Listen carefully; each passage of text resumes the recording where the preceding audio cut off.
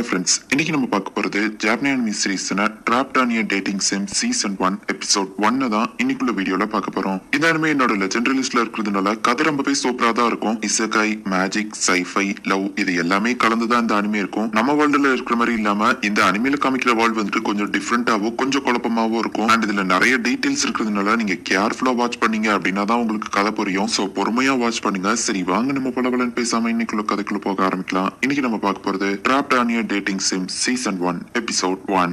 ஒரு floating island, அதுல இருக்கிற ஒரு அகாடமி. இவ தான் அந்த கேமோட ப்ரோட்டாகனிஸ்டா. ஹே எதுக்காக என்ன அடிச்சு, நான் யாருன்னு தெரியுமான்னு கேட்கவா, அந்த பொண்ணு தெரியல அப்படின்னு சொல்றா. அவ இருக்கிற கிங்டமோட பிரின்ஸ் கூடவா அவளுக்கு தெரியாது, நல்லாவே போய் சொல்றா. அதான் அந்த கேம் கிரியேட் பண்ணவங்க எல்லாருமே இப்படித்தானே செட் பண்ணி வச்சிருப்பாங்க. எரிச்சலா வருதா, 5 பசங்களா நான் என்ன லவ் பண்ண வைக்கணுமா, இந்த வேர்ல்டுல பொண்ணுங்களுக்கு தான் பவர் அதிகமா, என்ன கேமை டெவலப் பண்ணி வச்சிருக்கானுங்க அப்படின்னு நம்ம ஹீரோ கேம் விளையாண்டுட்டு இருக்கும்போது அவன் தங்கச்சி நான் ஜாலியா என்ஜாய் பண்றேன் அப்படின்னு மெசேஜ் பண்றா. புதுசா வந்திருக்கிற அந்த கேமோட எண்டிங்ல ஒரு சாங் சூப்பரா வருமா, நான் ட்ரிப்புக்கு போயிட்டு வரதுக்குள்ள இந்த கேம் நீ முடிச்சு வச்சிருக்க, அப்படி இல்லன்னா நைட் நீ பாக்குற வீடியோஸ் தான் அம்மா கிட்ட போட்டு கொடுத்துருவான் அப்படின்னு அவன் தங்கச்சி மிரட்டிட்டு போயிருக்கா. சோ அதனாலதான் நம்ம ஹீரோ விருப்பமே இல்லைனாலும் இந்த லவ் கேம் விளையாண்டுட்டு இருக்கான். ஒரு நிமிஷம், இவா நம்ம தகுதிக்கெல்லாம் கிடையாது அப்படின்னு சொல்லி ஒரு பொண்ணு அந்த கேம்ல வந்து சொல்லுவோம். ஓ இவா தான் அந்த கேமோட வில்லியா, ஓ இதுதான் அந்த அட்வென்ச்சரஸ் பார்ட்டா, இப்போ இவனுங்க எல்லாம் சேர்ந்து ஹீரோயினை ப்ரொடெக்ட் பண்ணுவானுங்க. எல்லா கதையிலயும் இதை தானடா வைக்கிறீங்க, இது ஒரு லவ் கேம் தானடா, எதுக்குடா சம்பந்தமே இல்லாம சைஃபை சண்டை ரோபோட் எல்லாம் எதுக்குடா வருது, எனக்கு எரிச்சலா வருது, பேசாம நான் ஸ்கிப் பண்ணிட்டு டைரக்டா காசு கொடுத்து ஒரு பெரிய ஜெட்டை வாங்க போறேன் அப்படின்னு நம்ம ஹீரோ வந்துட்டு உண்மையான காசு அந்த கேம்ல கொடுத்து ஹெலி கேரியர் மாதிரி ஒண்ணு வாங்குறான். இது நியாயமே இல்ல அப்படின்னு அந்த வில்லி கேட்கவும், ஆனா நான் அவளதான் லவ் பண்றேன் அப்படின்னு சொல்லி அந்த 5 பசங்களுமே வந்துட்டு அந்த கேம்ல இருக்கிற ஹீரோயினை லவ் பண்றாங்க. நான் லீவ்ல ஜாலியா இல்லாம இந்த கேம்ல பசங்களை கரெக்ட் பண்ற வேலையை பார்த்துக்கிட்டு இருக்கேன், கடுப்பா வருது அப்படின்னு சொல்லி நம்ம ஹீரோ 5 நாளா ராத்திரி பகலா தூங்காம ஒரு வழியா அந்த கேமை முடிக்கிறான். அந்த ஹீரோ அந்த கேம்ல இருக்கிற 5 பேரையுமே கல்யாணம் பண்றான். ஒரு வழியா முடிச்சிட்டேன், வயிறு ரொம்ப பசிக்குது, கண்டிப்பா வீட்டுல எதுவும் இருக்காது, கடையில போய் வாங்குவோம் அப்படின்னு சொல்லி நம்ம ஹீரோ வெளியே போகும்போது அவனுக்கு அப்படியே தலைலாம் சுத்துது. அப்ப படியில கால் வைக்கவோ நம்ம ஹீரோ வலிக்கு கீழே விழுந்தான். இல்ல வேண்டாம், என்னோட லைஃப் இப்படிதான் முடியணுமா அப்படின்னு சொல்லி நம்ம ஹீரோ இப்ப அந்த படியில விழுந்து இறந்து போறான். என்னோட லைஃப் இப்படிதான் முடியணுமா அப்படின்னு நம்ம ஹீரோ நினைக்கிறா. பார்த்தா ஆமா நான் இங்க என்ன பண்ணிட்டு இருக்கேன், ஓ இன்னும் இது எல்லாமே அப்படியே தான் இருக்கு அப்படின்னு வீட்டுக்கு போனா ஏன் இவ்வளவு லேட்டுன்னு அவங்க அப்பா திட்டுறாரு. இதனாலதான் எனக்கு கண்ட்ரி சைடு பசங்களையே பிடிக்காது, பேரும் மரியாதையோ உனக்கு யாரு கொடுத்ததுன்னு மறந்துட்டியா அப்படின்னு அந்த லேடி கேட்கவும், உங்களாலதான் நாங்க இவ்வளவு திருத்துட்டு இருக்கோம், அதை நான் மறக்க மாட்டேன் அப்படின்னு நம்ம ஹீரோட அப்பா சொல்றான். நீ என் புருஷனா இருந்தாலும் உன்னோட 2வது ஒய்ஃபோட பையங்கிறதுனால இங்க வச்சிருக்கேன் தான், ஆனா அதுக்குன்னு உங்க தகுதியை நீங்க மறந்துடக்கூடாது அப்படின்னு சொல்லிட்டு அந்த லேடி கிளம்புறா. நம்மள மட்டும் ஏன் அந்த லேடி அப்படி ட்ரீட் பண்ணணும் அப்படின்னு நம்ம ஹீரோ கேட்கவும், ஆமா நம்ம 2வது 3வது ஒய்ஃபோட பசங்கள்ல அதனாலதான், ஆனா நான் வளர்ந்ததுக்கு அப்புறமா அகாடமிக்கு போயிருவேன் அப்படின்னு நம்ம சொல்லுவோம். நம்ம ஹீரோக்கு ஏதாவது ஞாபகம் வருது, அங்க போய் கண்டிப்பா ஒரு சூப்பரான பொண்ணா கல்யாணம் பண்ணிக்கிடுவேன் அப்படின்னு நம்ம சொல்லுவோம். ஆனா பசங்க தான் என்ன நினைச்சாலும் பண்ணலாம்ல, அவங்களுக்கு தானே அதிகாரம் உண்டு அப்படின்னு நம்ம ஹீரோ கேட்குவோம். என்ன விளையாடுறியா, இந்த வேர்ல்டுல பொண்ணுங்களுக்கு தான் அதிகாரம் உண்டு அப்படின்னு நம்ம சொல்றோம். இது நான் விளையாண்ட அந்த லவ் கேம் மாதிரியே இருக்கு. நம்ம ஹீரோ பார்த்தா அந்த லவ் கேம்க்குள்ள நம்ம ஹீரோ மாட்டிக்கிட்டேன் அப்படிங்கறது நம்ம ஹீரோக்கு இப்பதான் தெரியுது. இந்த வேர்ல்டு ஃபுல்லாவே ஃப்ளோட்டிங் ஐலாண்ட் தான். இப்போ 10 வருஷம் கழிச்சு காமிக்கிறாங்க. 10 வயசா இருக்கும்போது நம்ம ஹீரோக்கு அவனோட பழைய லைஃப்ல இருந்த மெமரிஸ் எல்லாம் ஞாபகம் வந்திருக்கு. நான் விளையாண்ட அந்த கேம்ல என்ன மாதிரி ஒரு கேரக்டரே கிடையாது அப்படின்னா நான் கண்டிப்பா ஒரு என்பிசி இல்லனா மாப் கேரக்டர்னு சொல்லலாம். அந்த கேம்ல என்னெல்லாம் நடக்குது எல்லாமே எனக்கு தெரியும், நான் அது எல்லாத்தையுமே எழுதியும் வச்சிருக்கேன். அந்த பிரெண்ட்ஸும் அந்த ஹீரோயினும் தான் சேர்ந்து பெரிய வார்ஸ்ல எல்லாம் கலந்துக்கிடுவாங்க. நான் ஒரு மாப் கேரக்டர்ங்கிறதுனால சின்ன சின்ன வார்ல கலந்துக்கிட வேண்டியது இருக்கும். சோ மேஜிக்கோ ஃபைட்டிங் டெக்னிக்கோ ஓரளவு கத்துக்கிட்டு வச்சிருக்கேன். நான் ஒரு என்பிசி கேரக்டர், சோ எந்த ஒரு விஷயத்திலயும் கலந்துக்கிடாம ஓரமா ஒதுங்கி இருக்கலாம்னு தான் நினைச்சேன். ஆனா என்னது நான் இவ்வளவு கல்யாணம் பண்ணிக்கிடணுமா அப்படின்னு நம்ம ஹீரோ கேட்கவோ, இல்ல ஃபேமிலி அஃபேர்ஸ்க்காக அப்படின்னு அந்த லேடி சொல்றா. என்னை விட 30 வயசு கூட இருக்கா, ஆல்ரெடி 7 பேரை கல்யாணம் பண்ணிருக்கா, கண்டிப்பா இவ நான் செத்ததுக்கு அப்புறம் ஒரு பென்ஷனுக்காக தான் என்ன கல்யாணம் பண்ண ட்ரை பண்றா அப்படின்னு நம்ம ஹீரோ சொல்லுவோம். ஃபேமிலி அஃபேர்ஸ்க்காக இதை பண்ணிதான் ஆகணும், நீ 2வது ஒய்ஃபோட 3வது பையன், உன்னை அகாடமில அனுப்பி படிக்க வைக்கிறதுக்குலாம் காசு இல்ல, நீ இவ்வளவுதான் கல்யாணம் பண்ணிக்கிட்டு ஆகணும், நான் எடுக்கிறது தான் முடிவு அப்படின்னு சொல்லி அந்த லேடி சொல்றா. நம்ம ஹீரோக்கு இப்ப என்ன பண்றதுன்னு தெரியல.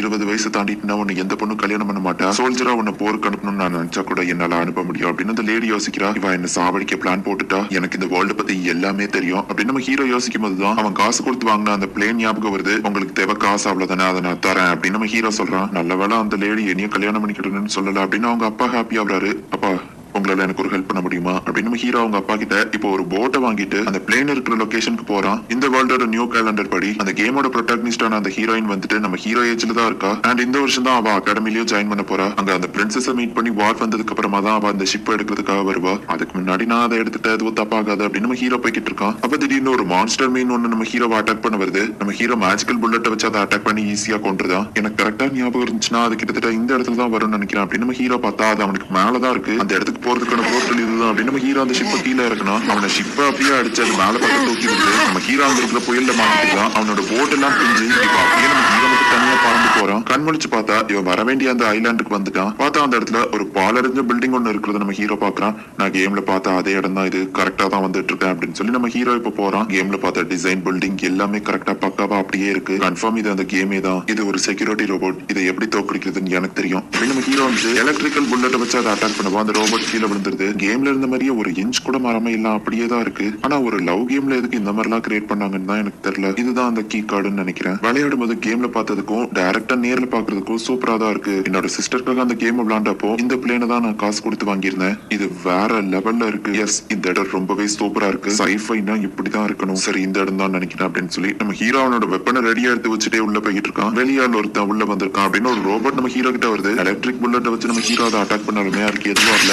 என்கிட்ட வேற ஒரு ஐடியா இருக்கு. ஹே, நான் இங்க தான் வேலை பாக்குறேன் அப்படின்னு சொல்லி நம்ம ஹீரோ ஐடி கார்டை காமிக்கிறான். அது நம்ம ஹீரோவை ஸ்கேன் பண்ணி பார்த்துட்டு இந்த மாதிரி ஒருத்தர் இங்க வேலை பாக்குறதா என்னோட டேட்டால இல்ல, நீ ஒரு வெளியால் தான் அப்படின்னு நம்ம ஹீரோவை அட்டாக் பண்ண வருது. நம்ம ஹீரோ இப்ப எலக்ட்ரிக்கல் கிரானைட் தூக்கி அது மேல போடுறான். ஓ எஸ், இது கண்டிப்பா ஒண்ணு காலி பண்ணும் அப்படின்னு நம்ம ஹீரோ பார்த்தா இந்த வெளியாலோட அட்டாக் ரொம்ப பவர்ஃபுல்லா இருக்கு. சோ மேஜிக் ஷீல்ட் ஆக்டிவேட் பண்றேன் அப்படின்னு இந்த ரோபோட் சொல்லுது. ஹே, இதெல்லாம் சீட்டிங், நீ எதுக்காக மேஜிக் யூஸ் பண்ற அப்படின்னு நம்ம ஹீரோ கேக்குறான். இப்ப திரும்பவும் நம்ம ஹீரோ ஒரு கிரனேட் எடுத்துட்டு நிக்கவும் மேஜிக் கால்ட் அந்த ஷீல்ட எதுவும் பண்ண முடியாதுன்னு அந்த ரோபோட் சொல்லவும் இது மேஜிக் கிடையாது, ஜஸ்ட் நார்மல் கிரனேட், காலியான அப்படின்னு நம்ம ஹீரோ சொன்னா அந்த ரோபோட் நம்ம ஹீரோவை பிடிச்சிருது. நியூ ஹியூமன்ஸ் எல்லாருமே மேஜிக் தான் யூஸ் பண்றீங்க, நீ நார்மல் கிரனேட் யூஸ் பண்ணுவேன்னு நான் எதிர்பார்க்கல. சரி, நியூ கேலண்டர்ல என்ன வருஷம் அப்படின்னு சொல்லி அந்த ரோபோட் கேட்கணும். எனக்கு அதை பத்தி தெரியாது நம்ம ஹீரோ சொல்றான். சோ அப்படின்னா நாங்க வார்ல தோத்து போயிட்டோம். ஹியூமன்ஸ் இருந்த அந்த பிளானட்க்கு நியூ ஹியூமன்ஸ் புதுசா ஒருத்தவங்க வந்தாங்க அண்ட் அவங்க டிஃபரெண்டான ஒரு எனர்ஜி சோர்ஸ் யூஸ் பண்ணாங்க. அதுக்கு பேர் தான் மேஜிக். இந்த வார்ல நாங்க தோத்து போயிருக்கலாம், ஆனா நியூ ஹியூமன்ஸ் அழிக்கிறது தான் என்னோட வேலை அப்படின்னு அந்த ரோபோட் சொல்லுது. அந்த லவ் கேம்ல வந்து அதே பிளாட்ஃபார்ம் ஸ்டோரியை தான் இது சொல்லிட்டு இருக்கு. அவங்க எல்லாரும் தான் மெயின் கேரக்டர், நான் ஒரு என்பிசி கேரக்டர் தான், ஆனாலும் நான் விட்டு கொடுக்கிறதா இல்ல அப்படின்னு சொல்லி நம்ம ஹீரோனோட ஸ்வாட வச்சு அந்த ரோபோட்டை குத்துறோம். அந்த ரோபோட்டுக்கு ஷார்ட் சர்க்யூட் ஆகுது. அந்த ரோபோட் நம்ம ஹீரோவை பிடிக்கும் போது